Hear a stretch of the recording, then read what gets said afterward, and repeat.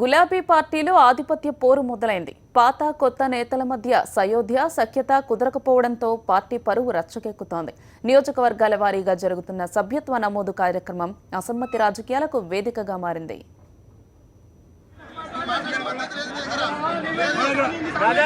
మొన్న ఇబ్రహీంపట్నం, ఇప్పుడు దాని పక్కనే ఉన్న మహేశ్వరం నియోజకవర్గం.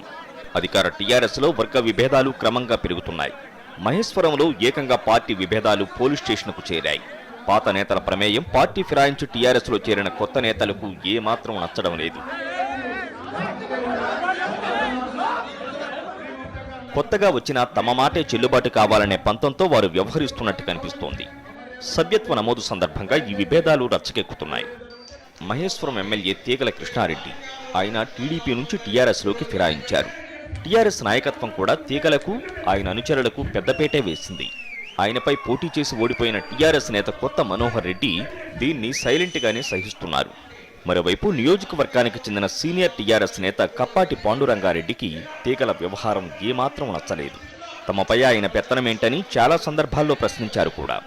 తమకు కనీసం మాట్లాడే అవకాశం కూడా ఎమ్మెల్యే ఇవ్వడం లేదని పాండురంగారెడ్డి వర్గం తీవ్ర ఆగ్రహంతో ఉంది.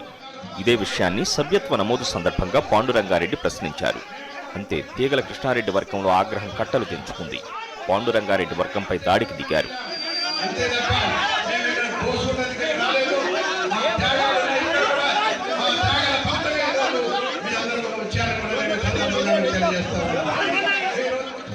తన రాక సందర్భంగా మహేశ్వరం నియోజకవర్గంలో టీఆర్ఎస్ బలపడిందని, వైరి వర్గాన్ని ఖబర్దారంటూ తీగల కృష్ణారెడ్డి హెచ్చరించారు.